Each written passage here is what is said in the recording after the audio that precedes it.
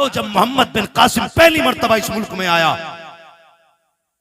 कोई एक्टर नहीं था, कोई डिजाइनर नहीं था, हुजूर के दीन का सिपाही था, हीरो था इस्लाम का। आकर के जब अपनी बेटी को आजाद कराया था ना, बहन को, और खाना खाने के लिए पहली बार मुसलमान इस मुल्क में बैठे थे ना, तो लोग मुड़ मुड़ के देख रहे थे, ये खा कैसे रहे हैं।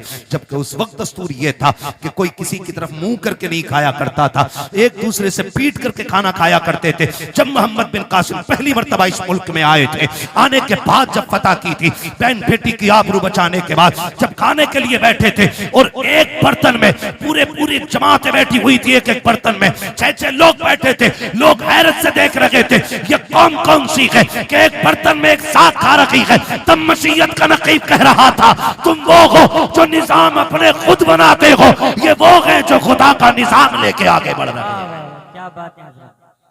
जब से हमने खुदा का निजाम छोड़ा, हम बर्बाद हो गए। अपने बड़ों की इज्जत करना, उनकी गोद से बच्चे न छीनना हक है, उनका हक है।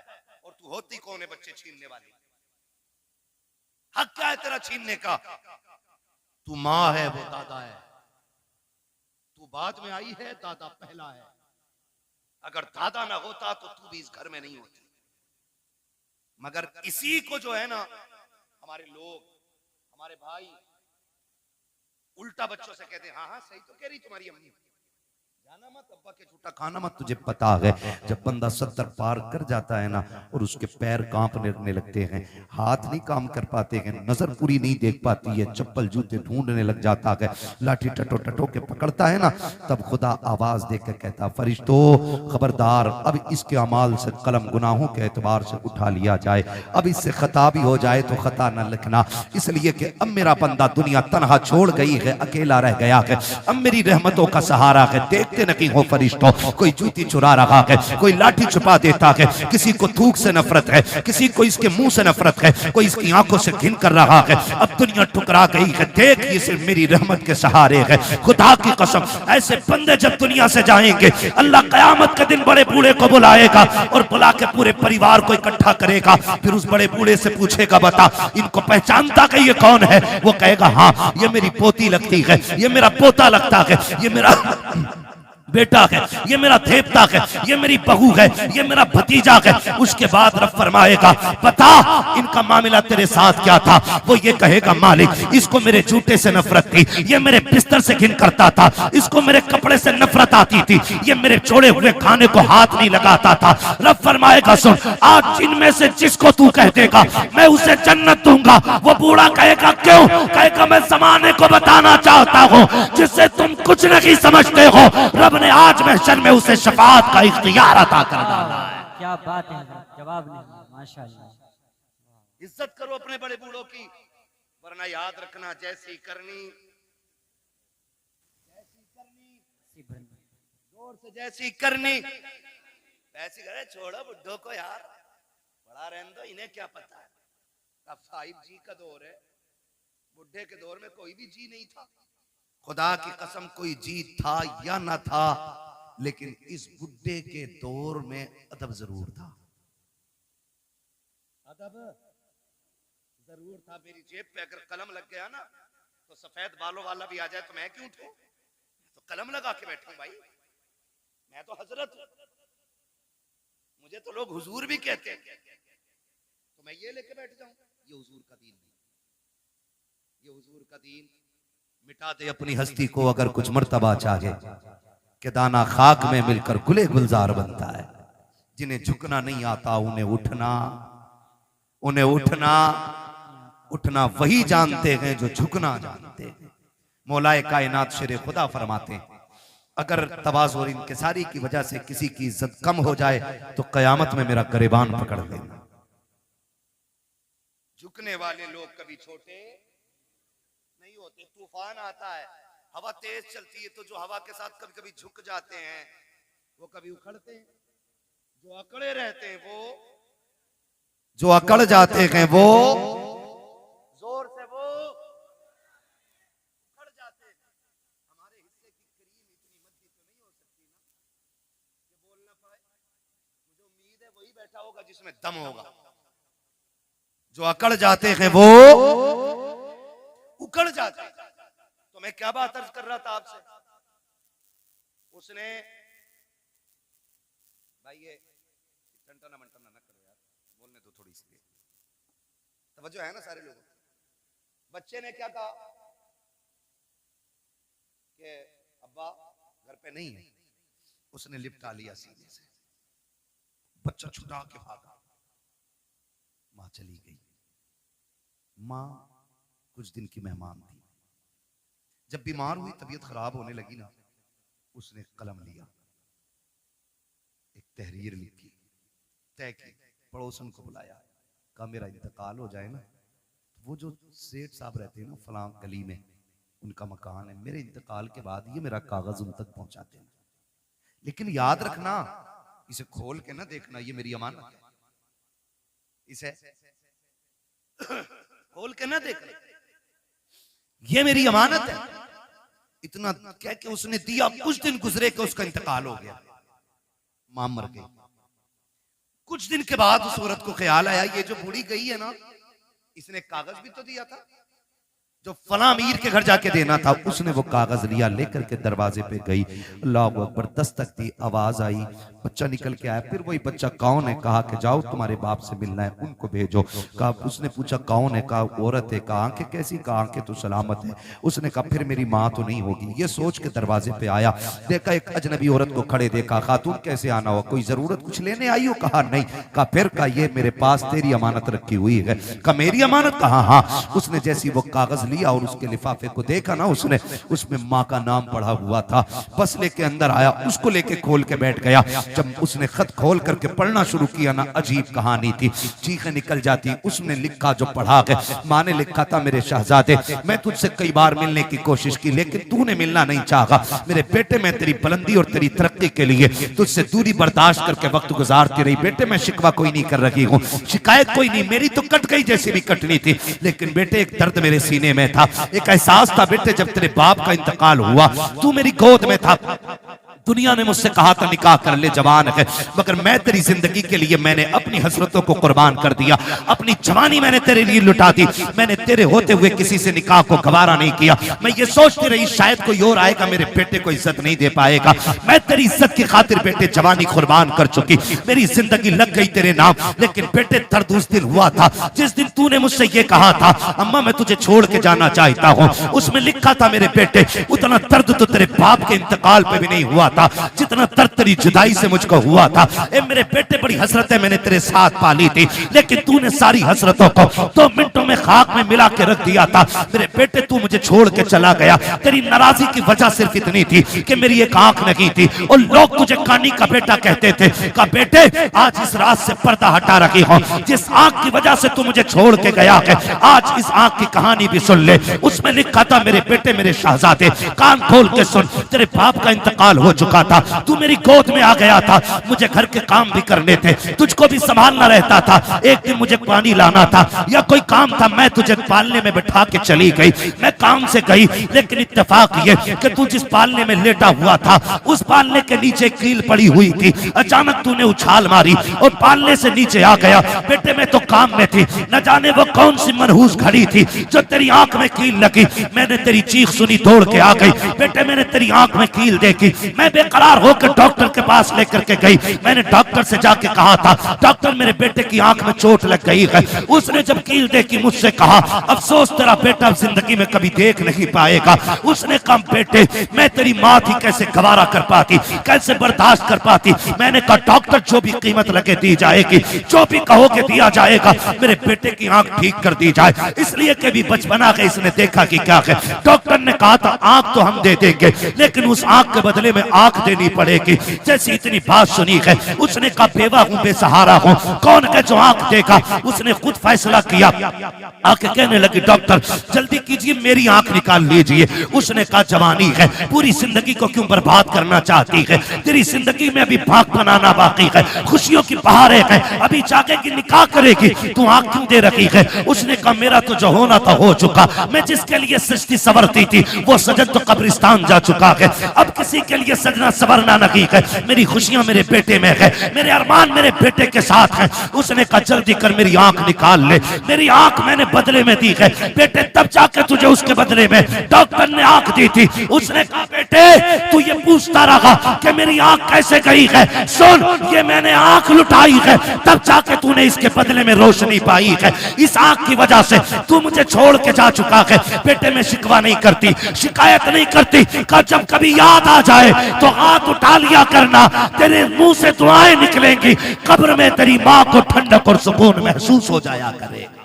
नारे तकबीर, नारे रिसालत, मकामे वालिदैन, मकामे वालिदैन, मुफ्ती हम्माद साहिब किबला, नारे तकबीर, नारे रिसालत। जवाब नहीं है। अल्लाह अकबर। उसने कहा मैंने तेरे लिए आंख दे दी, तो मैं ये कहता हूँ खुदा अगर तुम दुबई मुंबई जा रहे हो बीवी लेके, तुम कैसे कह देते हो कि माँ ने हाँ कह दी थी? ना, वो तो कह ही देगी, इसलिए कि उसके नजदीक बेटे से ज्यादा कुछ भी प्यारा नहीं है। माँ को बेटे से ज्यादा कुछ भी प्यारा नहीं है। और मैं तो खुल के कहता हूं, हम लोग भी शादीशुदा हैं, शुक्र अल्लाह का, ये भी उलमा भी शादीशुदा हैं, जो हैं वो जानते हैं कभी माँ बहू से नफरत नहीं करती। माँ कभी बहू से नफरत, आप कहेंगे जब नहीं करती तो लड़ती किससे? तो एक सीधी सी बात है, वो उन ऐबों से लड़ती है जो उसके अंदर नहीं है। आप कहेंगे वो कौन से ऐब है? मैंने कहा सुन बेटा, जब भी आया लड़के आया या थक के आया, माँ ने भूखा नहीं सोने दिया, और जब ये मजदूरी करके आता है और अपनी औरत गाली दे के उसको भूखा सुला देती है ना, तो फिर माँ गवारा नहीं करती। जब बेटा थक के आता और औरत मुंह बिगाड़ के देख के कहती है आ गई ये तुनार लेके, मेरा शादी का सूट किधर है? फिर वो जो थक के लोगों की गालियां खा के आया है टूट जाता है। शोहर तब बूढ़ा नहीं होता जब 60 ईंटें कमर पे रख के ऊपर चढ़ता है, वो तब बूढ़ा हो जाता है जब 400 रुपए लेके घर में जाता है और अपनी बीवी चेहरा बिगाड़ के बात करती है, वो तब बूढ़ा हो जाता। मैं बहनों से गुजारिश करूंगा, तुम्हें खुदा का वास्ता, तुम्हारा शोहर तुम्हारी दुनिया भी है और तुम्हारी आखिरत भी है। कभी अपने शोहर के साथ सख्त लहजे में बात न करना। जाओ बरेली शरीफ दारुल इफ्ता चला जाओ, चले जाओ, पूरी दुनिया का मरकजी दारुल इफ्ता हमारा बरेली शरीफ, जाके देखो सबसे ज्यादा सवालात आज तलाक के मसले पर होते हैं। हमने 2 साल बैठ करके वहां पे कलम चलाया, सबसे ज्यादा सवालात तलाक के आते हैं, सबसे ज्यादा। क्यों ये तलाक है? और छूटते ही बहू क्या कहती है, अम्मा ने कुछ करा दिया बेटे को, ये जुमला होता है, अम्मा ने कुछ करा दिया बेटे को। अम्मा पढ़ा रही है, मेरी बहन मुझे बता तो सही ये तेरे जुमले कहां तक सही कहां तक गलत है, ये तुझे पता होगा, लेकिन मैं तो इतना जानता हूं, जैसे बेटा 18 साल का हुआ था, माँ ने 4 लोगों में बैठ के कहना शुरू कर दिया था, बेटा जवान हो गया कि चांद सी दुल्हन लेके आनी है, मुझे गुलाब का फूल लेकर के आना है। जो तुझे गुलाब का फूल कहती रही, पूरी जिंदगी चांद चांद कह के आवाज देती रही, आज वो तुझसे नफरत क्यों कर रही है? नहीं से तुझसे नफरत नहीं है। जब शाम को बेटा आके भूखा सोता है, ये माँ को गवारा नहीं होता है। जब सुबह को उठ के बेटा भूखा जाता है, ये माँ को गवारा नहीं होता है। अगर ये चाहती हो तुम्हारा घर जन्नत की तरह रखे, खुदा की कसम तुम अपने अंदर माँ वाली आदतें पैदा कर लो। माँ तो वो चीज होती है, तू उसके बेटे की खिदमत कर, माँ तुझे अपने मुंह का निकाल के खिलाना शुरू कर डाले। क्या बात है, बेशक। लेकिन गलती है, आया शोहर थक के कह रही मैं ना लूंगी 400 वाला जोड़ा, वही थे जुनैद हफीज जी की बहू ने पहना। और भाई जुनैद हफीज जी का अपना मसला है, मेरा अपना मसला है, इनका अपना मामला है, और किसकी? मैं तो खुल के कहता हूं मेरी बहन कनीज़े फातिमा ज़हरा बन, अगर तेरे शौहर की हैसियत नहीं नई जोड़ा पहनाने की, पुराने पे पैबंद लगा के मर। कसम खा के कहता हूं कनीज़े फातिमा ज़हरा बन के मर जा, आखिरी तख्ता लगने से पहले ज़हरा के बाबा तेरी कब्र में तशरीफ ले आए। क्या बात है। आज जरूरत है घर बेहतर किए जाए, घर बेहतर किए जाए। आज घर घर की कहानी झगड़े, घर घर की कहानी। किसी को अम्मा बोझ लगती है, किसी को अब्बा बोझ लगता है, किसी को माँ की रोटी हजम नहीं होती, तो किसी को बाप के 2 लुक़मे भारी लगते।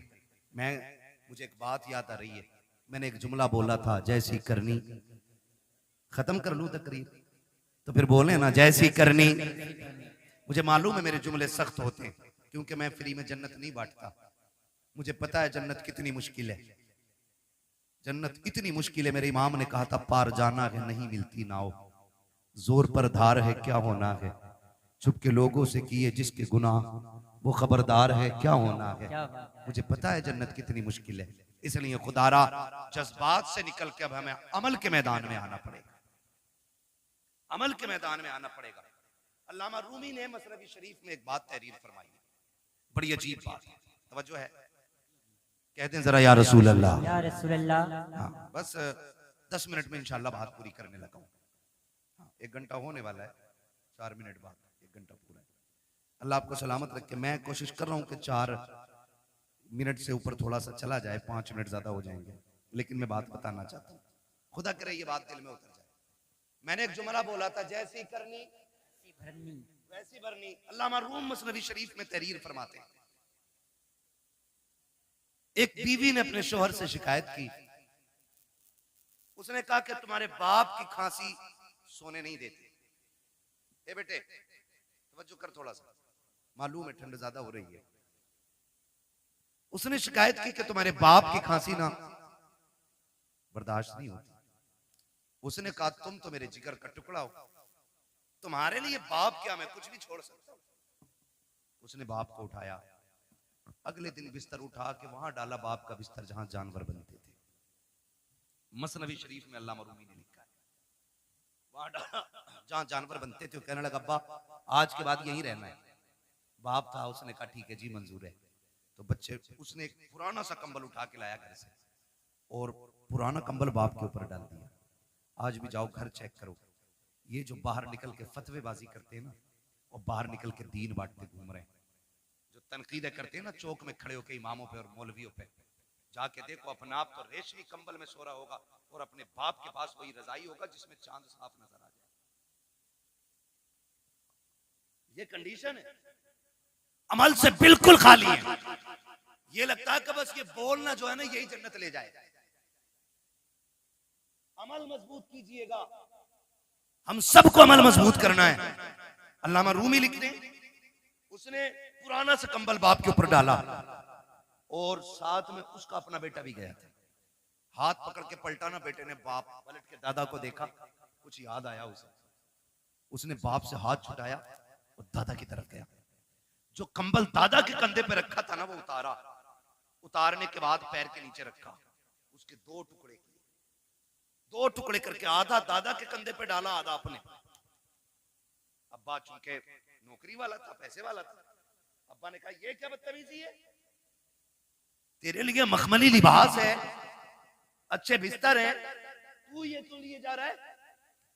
उसने कहा देखा ना भैया, मैंने कहा क्या, कहा दादा बूढ़े हो गए तो आपने पुराना कंबल इनको दिया है, मैं हिसाब लगा रहा हूं कल आप बूढ़े होंगे, जैसे आपने दादा को यहाँ ला के डाला मैं कल आपको यहाँ लेके आऊंगा। तो उसने कहा शायद कल पुराना कंबल ना हो। उसने कहा आधा फाड़ के लेके जा रहा हूं, आधा दादा का है और आधा आपका है। इतना सुना ना उसकी चीख निकल गई। उसने कहा सच है, जैसी करनी वैसी, जैसी करनी वैसी करनी। आपसे मेरी गुजारिश है, माँ बाप है ना तो उनको राजी कर लो, ये सबसे बड़ी दौलत है। कोई पीर तुम्हें जन्नत नहीं देगा अगर माँ बाप नाराज है।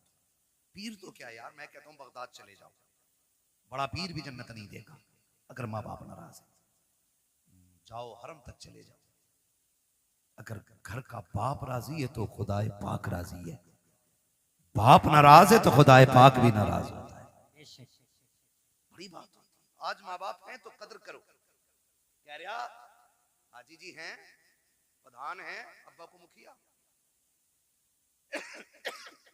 बाप को बाप कहा करो, अब्बा कहा करो, माँ को माँ कहा करो, इन्हें वक्त दिया करो।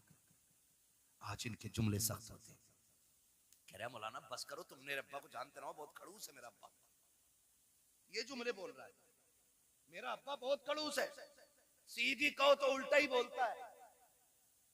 मैं कहता हूं जालिम, तूने बाप को समझा ही नहीं। कभी बाप अपने लिए जीता ही नहीं, वो तो जीता ही औलाद के लिए। ये उस दिन समझोगे जिस दिन तुम्हारे पास बेटे होंगे और तुम्हारा बेटा उंगली पकड़ के कहेगा ना अब्बा मुझे ऐसे जूते चाहिए जैसे फलां ने पहने, और तुम्हारी जेब में कौड़ी नहीं होगी ना, तब तुम्हें अपने बाप की परवरिश का जो दौर है ना वो याद आएगा। आज हमारे पास बाइक है, 4 व्हीलर है, लेकिन बाप को बैठाने के लिए वक्त नहीं है। बाप को बैठाने के लिए वक्त नहीं है। और वो तो तब लेके हमें चला जब लोग उस दौर में साइकिल का तसव्वुर भी नहीं करते थे, जब गाड़ियां नहीं थी। 4 किलो मेले की जिद कर दी हमने, जाने 4 किलोमीटर तक बाप कंधे पे लेके जाता था।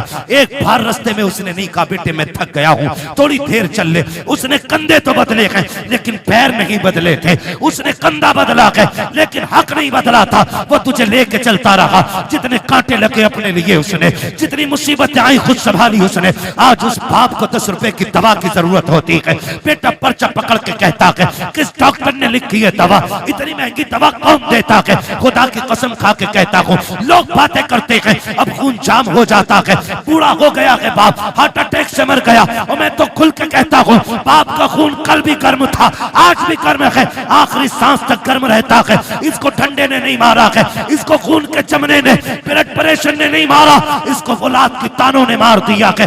जब कहेंगे कैसे, तो सुन प्यारे, आज सर्दी का मौसम आ गया है, खांसी उखड़ के आएगी। जो खांसी बाप को पिछले साल हुई थी वो इस साल भी होगी। वो डरते डरते तकिए के नीचे से गिलाफ में से एक कागज का टुकड़ा निकालता है जो 1 साल से रखा हुआ है, और वो खांसी के सिरप का रेपर होता है। वो सोचता है, कभी ख्याल करता है इससे दवा मंगाऊं के ना मंगाऊं, लेकिन खांसी परेशान करती है। फिर ख्याल आता मंगाऊं के ना मंगाऊं, फिर दिल पे पत्थर रख के वो निकालता है कागज और देता बेटे को। जब बेटा कागज देखता है और उसको मोड़ के कहता तुम्हारे खर्चे उठाऊं या औलाद के खर्चे उठाऊं, जब इतना सुनता है तब बाप को अपनी परवरिश पे एहसास होता है। वो फिर कहता मालिक ये बेटा ना होता तो क्या हो जाता, ये मर क्यों नहीं गया था, क्या इस दिन के लिए जवान किया था मैंने, इसके लिए एक एक पल मर के गुजारा है। एक दिन डॉक्टर ने कह दिया था इसके दिल में सुराख है, बच नहीं पाएगा। मैंने दुनिया का एक एक हॉस्पिटल चेक कर लिया, जगह जगह पे लोगों से दवाइयों की भीख मांगी,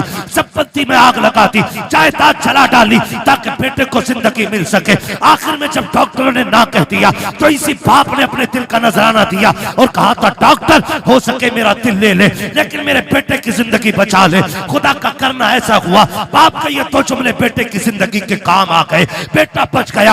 आज जब बाप दवा की बात करता है बेटे उल्टी जेब करके दिखा देते हैं। खुदा के वास्ते तुम्हें समझाया क्यों न कि पीर ने, तुम्हें बताया क्यों न कि तुम्हारे खानदान वालों ने कि जन्नत पीर के कदमों में नहीं, जन्नत माँ के कदमों में है। तुम्हें बताया क्यों नहीं गया है कि अगर बत्ती मज़ारों पे लगाने से अल्लाह उतना राजी नहीं होता है जितना बाप के पैर दबाने से राजी होता है। जाओ आज भी गारंटी है, बरकत ना हो अपनी दौलत का हिस्सा बाप पे लुटाया करो, खुदा उसके सदके में तेरी 7 पुश्तों के रिस्क का इंतजाम फरमा दे। हाँ मौज आ रही है, मौज। पीर साहब आ गया, मुरीद नशेड़ी था, जुआरी था, 500 दे दिया, उन्होंने सर्टिफिकेट दे दिया ये जन्नती है। हाँ जब उनने कही जन्नती है तो सुबह को मुरीद उठ के कह रहा हजूर रात मैंने ना आपको जन्नत में देखा था, तो वो फूल के कह रहे अच्छा अल्लाह का करम है, लगे तो मुझे भी ऐसे मर के देख बेटे वो लठिया चलेगी कि सारा लगना बंद हो जाएगा। एक पीर साहब मर गए तो मुरीदों ने सुराख खोल दिया, कब्र में सुराख। क्यों खोला भाई? कहते इससे हजूर की कब्र से बरकतें निकलेंगी।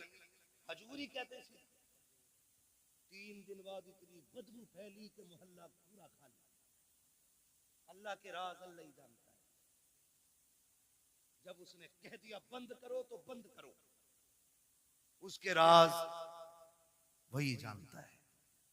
इसलिए मेरे भाई, माँ बाप औलाद के लिए दुआओं का सबसे बड़ा किबला होते हैं। जब दुआएं कबूल ना होती हो, कभी आंचल में बैठ, कभी जूतियों में बैठ। मैं कसम खा के कहता हूँ, ये जानते हैं, उलमा जानते हैं, सफर करने वाली कौम जानती है। वो अलग बात है कि मैं वो मजलूम आदमी हूँ कि मेरा नंबर ही ना लोग लास्ट में देते, है। कभी 3 बजे तक ताजिया बना दिया जाता है मेरा, कभी 4 बजे तक बना दिया जाता है ना। फिर शुक्र अल्लाह का, फिर लोग भी सामने वाले अच्छे मिलते हैं।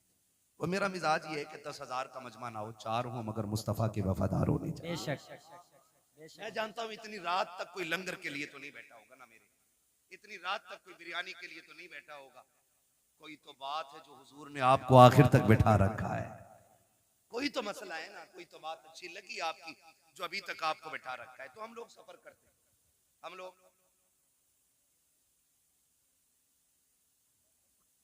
क्या बात है, हम लोग सफर करते हैं, थके हारे रहते हैं। मैं कसम खा के कहता हूँ, अल्लाह ने बड़े से बड़े अच्छे कमरे भी दिखा दिए, बड़ी से बड़ी गाड़ियां भी दिखा दी, और ये हमारा कमाल नहीं है, ये हुजूर के जिक्र का कमाल है। वरना हमारी औकात तो साइकिल भर की नहीं थी। ये तेरा करम है आका के बना लिया है अपना, कहां मुझसे ये कमीना, कहां सिलसिला तुम्हारा, है ना। बस लोग अगर कहें कि भाई क्या है, भाई क्या है, क्या है, कितना बड़ा है, कितना पैसा है, तो सुनो जी, सिर्फ एक ही तारुफ है, तेरे टुकड़ों पे पले गैर की ठोकर पे न डाल, झिड़कियां खाएं कहां छोड़ के सदका तेरा। तो अल्लाह के करम से बड़ी बड़ी गाड़ियां भी देखी, बड़े बड़े होटलों में रुके, बड़े बड़े अच्छे बिस्तर मिले, मगर अल्लाह की इज्जत की कसम खा के कहता हूँ, जो दिल माँ के कदमों में बैठ के लगता है ना, वो किसी भी 5 स्टार होटल के VIP गद्दे पे नहीं लगता है। इसलिए कि आप ना जब दुनिया से पलट के आओ, देखो नारे लगते हैं, कोई कहता अल्लामा आया है, कोई कहता फहामा आया है ना। एक नारा लगता है देखो देखो कौन आया, तो लोग कहते शेर आया, शेर आया, कभी आदमी से जानवर बना दिया। ये चीजें अच्छी नहीं आती। हम शेर वेर नहीं, हमें तो सिर्फ हुजूर का गुलाम कहो, इससे अच्छा कोई नारा हमारे लिए नहीं है ना। सिर्फ उनके नौकर कहलाएं, इससे बड़ी कोई हमारे लिए इज्जत की बात ही नहीं हो सकती, इससे बड़ी कोई इज्जत की बात नहीं है। वो तो बड़े बड़े नारे लगते हैं, बड़े बड़े नाम लेते हैं लोग, लेकिन जब माँ के कदमों में जाके बैठो ना, वही बचपन पलट के आता है। और फिर दुनिया के झवेलों से निकल के जब माँ के कदमों में बैठो, जाओ सर में दर्द हो, कितना भी दर्द हो यार, दवाओं से न रुकता हो, कसम खा के कहता हूँ, माँ के पैरों में बैठ, उसे चारपाई पे बैठा, गोद में सर रख के माँ थोड़ी देर सर में तेल डाल दे, वो तेल के बहाने से हाथ डालती है, खुदा हाथ के बहाने से रहमतें उतार देता है। सुभान अल्लाह, सुभान। लेकिन अब किधर गई ये बरकतें, किधर गई ये बरकतें। 6 घंटे बीवी से सर में मालिश करा लेगा, 2 मिनट माँ के कदमों में नहीं बैठेगा। बैठा करो, कसम खा के कहता हूँ, मैं खुल के बात कर रहा हूँ, अल्लाह करे ये बात आपकी समझ में आ जाए। ये वो अनमोल तोहफे मेरे भाई, अगर चले गए तो दोबारा चले गए तो दोबारा नहीं आएंगे। ये बड़े तोहफे हैं, इनकी कदर कर लो, है ना। कभी माँ के साथ बैठा करो, खाना खाने बैठा करो, लोग चारों तरफ से लग जाते हैं, हजरत ये लो, ये बोटी लो, ये बोटी लो, हटाओ यार। कभी माँ के हाथ से न छुकी चटनी, पानी लगी रोटी से खा, अल्लाह उस चटनी की रोटी में मुर्ग मुसल्लम से ज्यादा जायके अता फरमा देता है। ये करो, और इसके लिए नसीब चाहिए,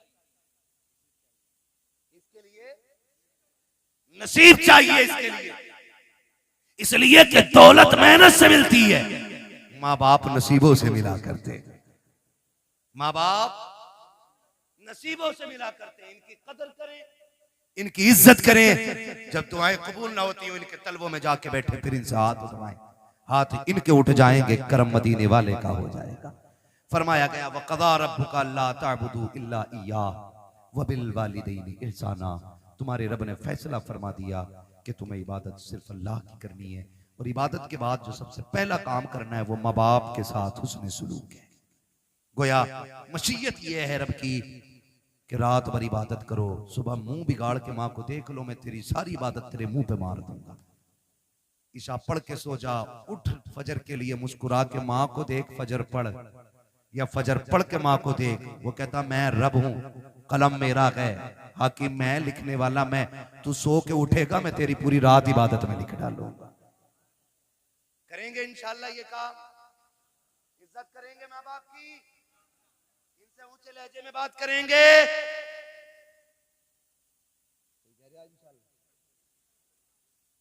अरे इंशाल्लाह नहीं करेंगे, माँ बाप से ऊंचे लहजे में बात करेंगे। ठंडी आ गई है, खुद फटे कंबल में लेटना, माँ बाप को नया देना, कहना बद दुखों के दिन गए, अब सुखों के दिन आ गए। अब बेटा जवान हो गया है, अब भी मेरा बाप फटा कंबल ओढ़े, मैं जवान हूं, मेरी जिस्म में ताकत है सर्दी बर्दाश्त करने की, मैं बैठूंगा ना। माँ बाप बड़े अच्छे लोग, बड़े अच्छे होते हैं, वो कभी किसी से कहते नहीं बेटा सुलूक क्या कर रहा है, कभी नहीं कहते। उनसे पूछो रोटी दे रहा, हाँ मेरा लड़का 3 टाइम रोटी देता है। घर में इज्जत है, बोले हाँ बहुत इज्जत है। लेकिन हकीकत क्या होती है? हकीकत ये होती है कि उसके लिए जिस छत को उसने पूरी जिंदगी मेहनत करके बनाया था ना, आज उसके नीचे बैठने के लिए बाप के पास 2 घंटे नहीं। आप कहेंगे कौन वो बाप है? तो लो, मैं निशानी और इशारा देख के जा रहा हूं। जो आग बुझने के बाद भी बूढ़ा राख पे बैठा मिले ना, समझ लेना इसके बेटे इसकी इज्जत नहीं करते। जाओ, सर्दी के मौसम में अगर आग बुझने के बाद जहां लोग तापते हैं, कई बार आग जला के अगर बुझ जाए आग, राख, और वहां भी कोई बैठा मिल जाए, समझ लेना इसके बेटे इसकी इज्जत नहीं करते। खुदा के वास्ते मैं कहता हूं, खुदा की कसम, बाप को राहत दो। तुम्हारी कब्र पे कोई फातिहा पढ़े ना पढ़े, बाप के सदक़े में अल्लाह तुम्हारी जिंदगी को भी राहत देगा और कब्र में भी आपको राहत अता फरमाएगा। वक़ज़ा रब्बुका अल्ला ताबुदू इल्ला इय्याहु, तुम्हारे रब ने फैसला फरमा दिया कि इबादत सिर्फ अल्लाह की करनी है और फरमाबरदारी माँ बाप की करनी है। माँ बाप की फरमाबरदारी के बगैर वो इबादत भी कबूल है, कबूल है नहीं करता है तो अब इंशाअल्लाह करेंगे, माँ बाप की फरमाबरदारी करेंगे, इनके साथ रहेंगे, इनके साथ वक्त गुजारेंगे। हाँ सुनो, एक टिप्स दे जाऊं, औरतों को मत बताना, ये मैंने कहा था। अगर औरत माँ बाप से सुन नहीं, जरूरी है कि बीवी जरूरी नहीं, अम्मा भी तो हो सकती है, बहन भी तो हो सकती है, मगर सुनो बीवी वालों को बता रहा हूं, बीवी वाली अगर किसी की बीवी ये कहे माँ बाप छोड़ दो, तो पहले समझाना, उससे कहना तेरी जन्नत मेरे कदमों में, मेरी जन्नत मेरी माँ के कदमों में। अब तुझे अपनी जन्नत चाहिए कि नहीं चाहिए, तो फिर मेरी जन्नत मेरे पास रहने दे। और फिर भी ना माने ना, परेशान करे, तो बीवी छोड़ दो, माँ बाप ना छोड़ो। बीवियां 1000 मिलती हैं, माँ बाप एक बार मिलते हैं। माँ बाप एक बार मिलते, वाह, एक बार मिलते हैं, माँ बाप नहीं छोड़ो, उनकी खिदमत करनी। अल्लाह हमारी नस्लों में बरकत अता फरमाए। बस जो फरमाइश हो गई थी, बहनों से कहूंगा ये आई बैठी हैं, कई बार ऐसा होता है बूढ़ा ससुर पोते को गोद में ले लेता है ना, आजकल तो जेंटलमैन है ना, बहुत पढ़े लिखे लोग हो गए सब, ऐसे पकड़ के खींचती है, उठ यहां से, देखता नहीं इसे सांस का मर्ज है, इसके मुंह में थूक आता है, इसकी आंखें गंदी रहती हैं। यही वजह है कि हम पढ़ाने के बाद भी अपनी औलाद को इंसान नहीं बना पाए। गलत नहीं कह रहा हूं, जिन लोगों को किताबें ना मिली, बूढ़ों का दामन मिल गया, वो आज भी इंसान है, और जिन्हें किताबें मिली, बुजुर्गों का दामन न मिल सका, वो पढ़ लिख कर भी जानवर से ज्यादा बदतर है। इसलिए कि इल्म किताबों से मिलता है, लेकिन तजर्बा बुजुर्गों की बैठक से मिला करता है। बेशक, वाह वाह, क्या बात है, गोद से खींच लाती है, गोद से। मजाल है जिसमें दादा ने खाना खाया, उसमें पोते को खाना दे दिया जाए। ऐसे उठा के पलट बुड्ढे के आगे की नल के आगे फेंकी जाती है, जैसे कुत्ता मुंह डाल के गया हो। किस इंसानियत की बात करते हो आप? किसे तरक्की कहते हो? वो अंधेरा की भला था कि कदम राह पे थे, रोशनी लाई है मंजिल से बहुत दूर हमें। पहले घर कच्चे थे लेकिन रिश्ते पक्के थे, आज घर पक्के हो गए, रिश्ते कच्चे हो गए। ये वजह है सगा बाप जिस प्याले में सालन खा ले, जिस प्लेट में खाना खा ले, बेटा उसमें खाना खाने तैयार नहीं। अब्बा के आगे का गिलास बेटा धो के पानी पीता है, मौत नहीं आ जाती? कह रहा नहीं, इससे बीमारी फैलेगी। मेरे नबी ने फरमाया सूरुल मोमिन शिफाउन, और जालिम मोमिन के जूते में शिफा होती है। उससे किसने कह दिया कि इसमें बीमारी है? आज बाप के जूते बर्तन में बेटे पानी नहीं पीते। मुझे बताओ, दौर बहुत करीब है, हमने सन 2000 के बाद का जो दौर हमने देखा है ना, इससे पहले कभी ऐसा दौर नहीं आया, इससे पहले कभी ऐसा दौर नहीं आया। आज कंडीशन ये है कि 25% लोग कैंसर के मरीज हैं। हाँ, 25% कैंसर, 99% शुगर घुसती जा रही है। गलत नहीं कह रहा हूं, जानते हो क्यों? क्योंकि हमने अपनों का झूठा खाना छोड़ दिया। आज तो 4 भाई एक दस्तरखान पे बैठे होते तो 4 अलग अलग प्लेटें लगती हैं। अगर 10 लोगों की बंदा दावत कर देना, मैं तो देखता हूं मौलवियों को भी खिलाते हैं ना खाना, तो डिस्पोजल में यूज एंड थ्रो, कागज की प्लेट। तुझे क्या पता घर के बर्तन की बरकत क्या है? जो कौम अपनी दीन के रहबर को प्लास्टिक के गिलास में पानी पिलाए, वो खाक तरक्की करेगी? जाओ, गारंटी है मेरी, ले आओ बड़े से बड़े फलसफी से टेबलेट जाकर के, बड़े से बड़े अरस्तु से दवा लेके आ। खुदा की कसम, जब दवाएं काम छोड़ जाती हैं तब छक मार के तुम्हें दुआओं के लिए जाना पड़ता है। क्या बात है।